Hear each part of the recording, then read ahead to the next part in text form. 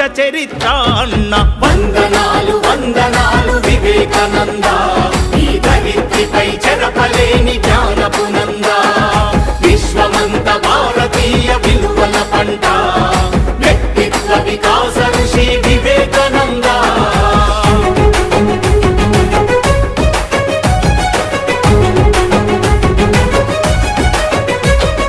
బానిసలా కాకుండా యజమానిల పని చేయని, ప్రతిఫలమాశించని ప్రజాసేవే పరమాత్మని. పడిలేచే కెరటాన్ని ఆదర్శంగా చూడమని, మందల ఒకరివిగాక వందల ఒకరివి కమ్మ.